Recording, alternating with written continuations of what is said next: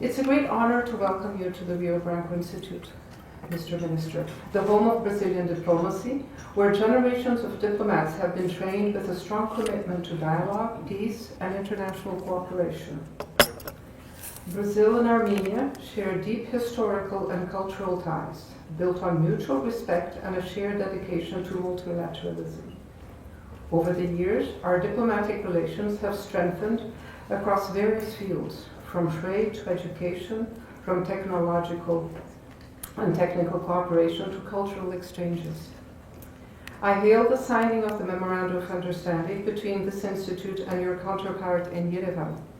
I hope that a young Armenian diplomat can soon join us again in the near future. We already had one many years ago. Since the Portuguese language is a must to be able to fully comprehend and enjoy the experience of being here in this diplomatic academy, he or she must be able to speak Portuguese, but I am sure that will not be a hindrance at all. Even artificial intelligence can do the job these days. I am sure that you're also aware that the Brazilian Foreign Service has many diplomats ranging from ambassadors to third secretaries who are of Armenian descent. Though through law, they must be Brazilian born. So let us consider them as Armeno-Brazilians or Brazo-Armenians. We can take the choice. I take this opportunity to also commend Armenia's diplomatic efforts in seeking a lasting peace in the region. Through the conclusion of the historical peace agreement recently negotiated with Azerbaijan, the pursuit of stability through dialogue and negotiation is a principle that Brazil holds dear and firmly upholds, and we welcome initiatives that contribute to bilateral, regional, and global security. That is certainly the way forward, not war, which only exacerbates tensions, mutual distrust, and the suffering of the populations embroiled in these wars. Your presence here today is an honor for us and underscores the importance of diplomatic exchanges in building a more just and balanced world. I am confident that your visit will further strengthen the ties between our nations, opening new opportunities for partnerships and cooperation. Thank you very much for addressing our students here today.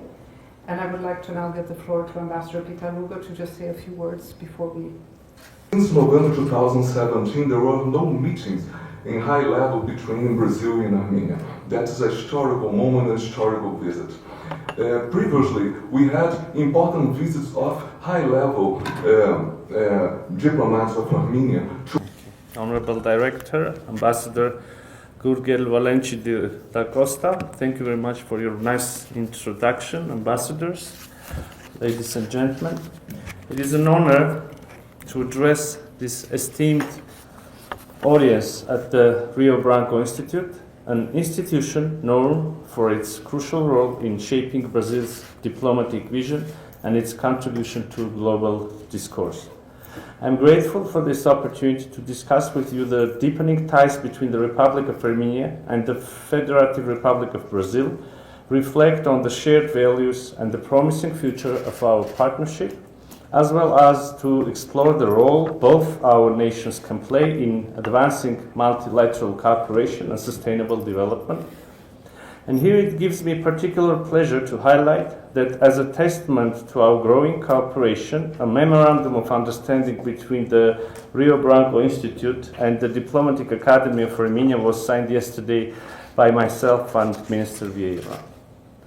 Armenia's strategic outreach to South America, with Brazil as one of the key partners, is an important element of our foreign policy.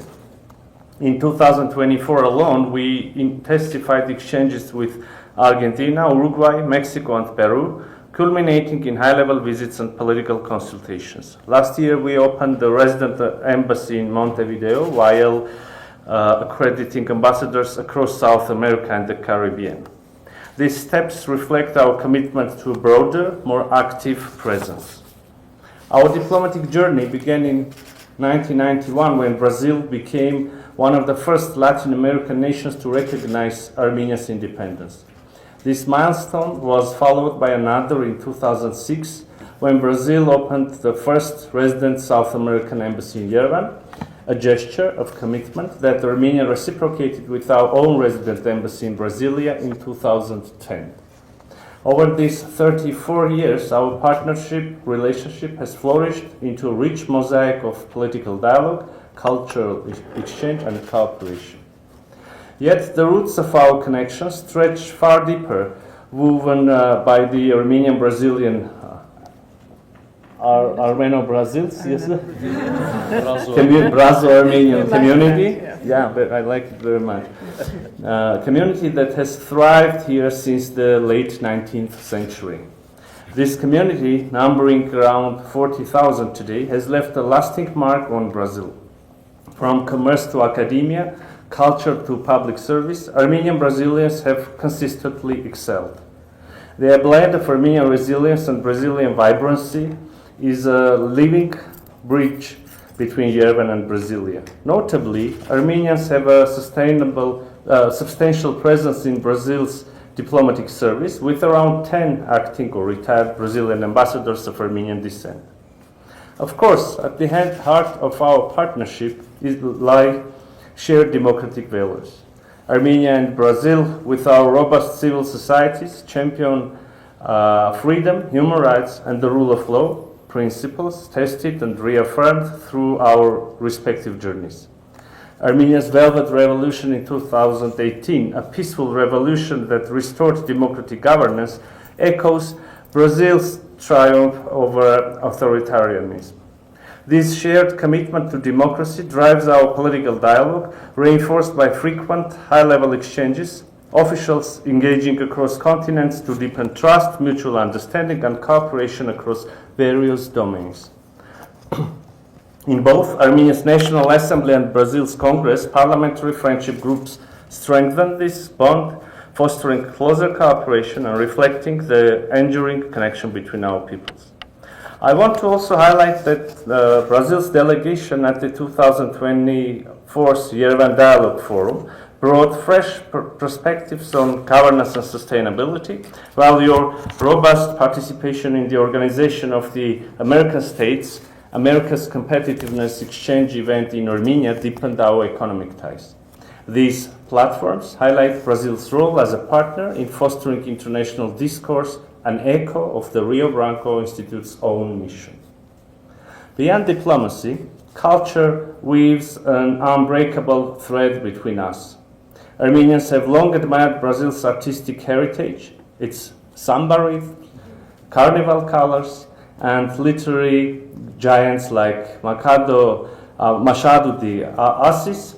In turn, Armenian traditions, our ancient manuscripts, haunting melodies, and resilient spirit have found an appreciative audience here.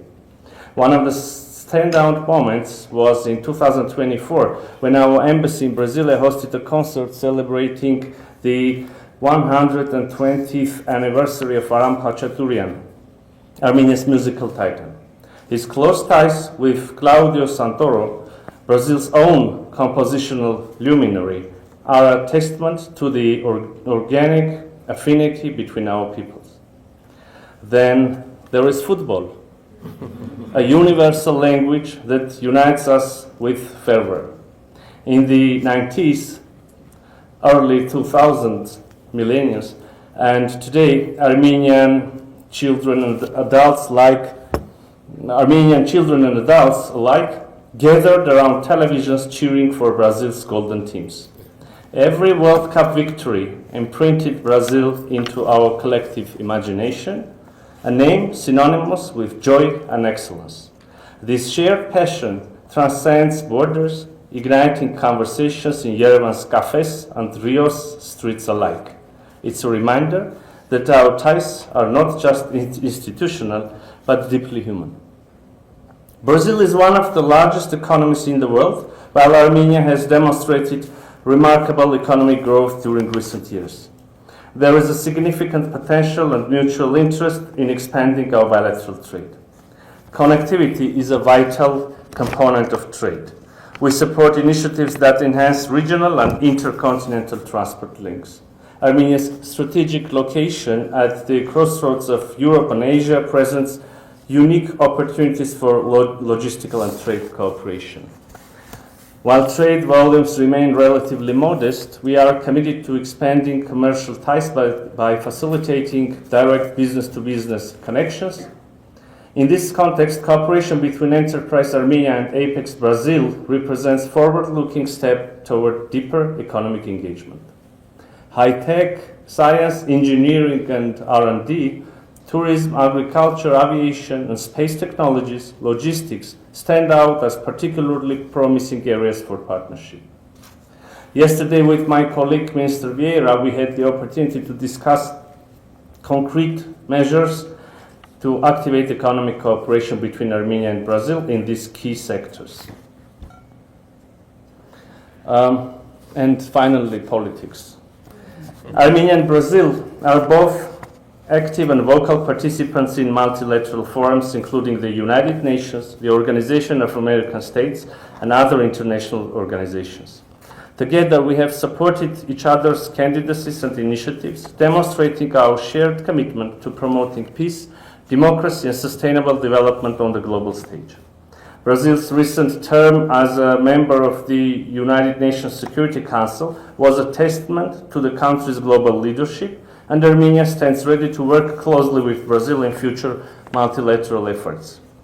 Both Armenia and Brazil recognize the urgent need for coordinated action to combat climate change and biodiversity loss. We look forward to working closely within the framework of COP13 on climate change, to be held in Belém in 2025, and COP17 on biodiversity, which Armenia will host in Yerevan in 2026. These platforms provide crucial opportunities to exchange expertise, implement sustainable policies, and amplify the voices of developing nations. Armenia and Brazil share a common vision for a fairer and more inclusive global order. We welcome the establishment of the Global Alliance Against Hunger and Poverty, and we were honored to join this initiative as a founding member. Our commitment to eradicating hunger and poverty aligns with Brazil's leadership in food security and sustainable agriculture. Additionally, Armenia is eager to collaborate with Brazil on the call to action for the reform of global governance. The global decision-making architecture must evolve to reflect contemporary realities, ensuring greater representation and effectiveness in addressing global challenges. Armenia is also committed to playing a constructive role in discussions within the Global South framework. The evolving dynamics of the international relations require closer cooperation between emerging economies, and we believe that Armenia and Brazil can work together to promote sustainable development, inclusive growth, and multilateral decision-making that reflects the aspirations of all nations. Ladies and gentlemen, today's world presents an increasingly complex geopolitical landscape, shaped by conflicts, rising security risks, human rights abuses, humanitarian emergencies, environmental challenges, supply chain disruptions, and escalating concerns over food security, all adding new dimensions to international relations that we need to navigate. Yet, despite these formidable challenges and persistent security threats, Armenia remains steadfastly committed to building peace and prosperity in South Caucasus. We firmly believe that peace has no alternative. With this fundamental understanding, Armenia has engaged proactively in the peace process with Azerbaijan. Today, we stand closer than ever to signing a peace treaty, one that will establish formal interstate relations based on mutual respect for sovereignty, territorial integrity, inviolability of borders, and commitment to refrain from the use or threat of force. Just last week, we registered a significant achievement in our negotiations. By agreeing to the most recent edition of the draft peace treaty, Armenia paved the way for the finalization of the text. Now the peace treaty is agreed upon and is ready for the signing. The Republic of Armenia has political will to do it immediately, thus proposes to initiate consultations with Azerbaijan as soon as possible to set the place, time, and other political practical details of formally signing this landmark agreement. Another important development between Armenia and Azerbaijan was a crucial agreement on border delimitation established last year which recognized the 1991 Alma-Ata Declaration as the foundational basis for delimitation. This declaration reaffirmed that the existing boundaries of the Armenian and Azerbaijani Soviet Socialist Republics at the time of dissolution of the Soviet Union became international borders of respective independent states. To date, we have successfully delimited over 12 kilometers of border and are working toward further progress, contributing to regional stability. In this comprehensive process of normalization, Armenia also put forward concrete and mutually beneficial proposals for unblocking regional transport infrastructure that simplifies border crossing procedures and uses additional measures to guarantee security of the goods. These proposals would allow both Armenia and Azerbaijan to transport goods via each other's railway networks, fostering sustainable economic cooperation. Our approach is reflected in the innovative Crossroads of Peace initiative, which has gained increasing recognition worldwide. This visionary project aims to unlock regional infrastructure, roads, railways, pipelines, cables, the electricity networks, based on the fundamental principles of sovereignty, national jurisdiction, equality, and reciprocity. Numerous nations, both within and beyond our immediate region, recognize the Crossroads of Peace as a vital link to their own transport and logistics plans, underscoring its far-reaching global influence. Despite this significant progress that we have achieved, it should be mentioned that inflammatory rhetoric from the Azerbaijani side continues, accompanied by the most recent Azerbaijani false accusations of ceasefire violations. I want to stress that these accusations are totally groundless, as evidenced also by the EU monitors deployed along our international border with Azerbaijan. Armenia has no reason to breach the ceasefire and has consistently advocated for a mechanism to investigate such claims, an initiative Azerbaijan has yet to respond to. Besides that, Armenia also put forward constructive initiatives on mutual arms control and verification measures. Regrettably, Azerbaijan has not responded to these proposals either. For lasting peace, Armenia and Azerbaijan must actively cultivate trust and dialogue, and for that, resolving outstanding humanitarian issues, including the release of Armenian prisoners of war and other detainees, as well as investigation of the fate of missing persons and enforced disappearances, will help. So I want to stress that the time for peace is now, and if Armenia's strong political will for stability and prosperity in the region is reciprocated, we will achieve the long-awaited and desired peace. Aiming to build security and foster cooperation in our region, Armenia is equally committed to normalizing relations with Turkey, a process we view as critical to regional peace and long-term stability.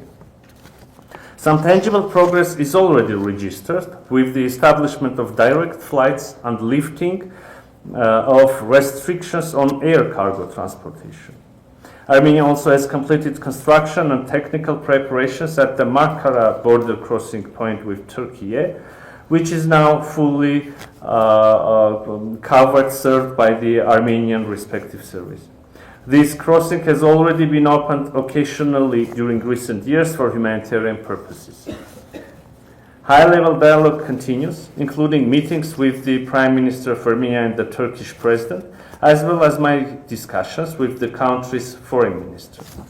We firmly believe that full normalization, establishing diplomatic relations and opening borders would unlock significant opportunities for both our countries and the wider region. Turning to our broader regional relations, I must highlight our deep and continuously evolving partnerships with Georgia and Iran. In 2024, we formally elevated our partnership with Georgia to a strategic level, reflecting the already robust nature of our ties. With Iran, our cooperation continues to flourish dynamically. Key infrastructure projects underscore our firm commitment to enhancing regional connectivity. Iran's consistent support for Armenia's territorial integrity and border inviolability is very important for us.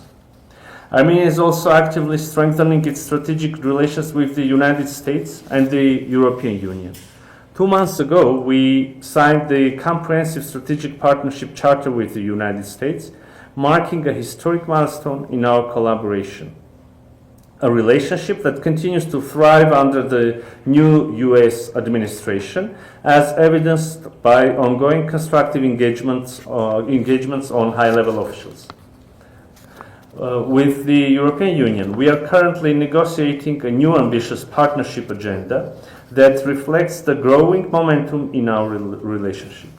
Once completed, it will bring Armenia even closer to the European Union and the broader European community, aligning perfectly with the aspirations of the people of Armenia. The EU's civilian mission in Armenia, deployed along our border with Azerbaijan until 2027, has played a crucial stabilizing role in border regions, effectively mitigating escalation risks. Additionally, the EU's landmark decisions in July 2024 to provide support to Armenia under the European Peace Facility and initiate visa liberalization talks mark a significant step forward in our evolving partnership. We are systematically deepening cooperation with India, China, and other global partners. Before coming here, my previous visit was to New Delhi, where we discussed the vast potential in further strengthening the strategic ties between Armenia and India. Being a member of the Eurasian Economic Union, we have good economic cooperation with Russia and Central Asian states. In essence, Armenia pursues a foreign policy that is both strategically balanced and proactively engaged, one that seeks to maintain regional stability while expanding meaningful opportunities for our nation and the wider region. Our vision is clear and consistent: a peaceful, connected, and prosperous South Caucasus, fully integrated into a cooperative global framework. To conclude, the partnership between Armenia and Brazil is built upon a solid foundation of historical ties, cultural affinity, and shared democratic principles. Our countries stand united in their steadfast commitment to peace, sustainability, and constructive global cooperation. As we navigate the complex challenges of the 21st century, I am profoundly confident that our relations will continue to flourish, bringing innovative opportunities for collaboration across diplomacy, trade, technology, environmental sustainability, and many others. Thank you very much. Obrigado.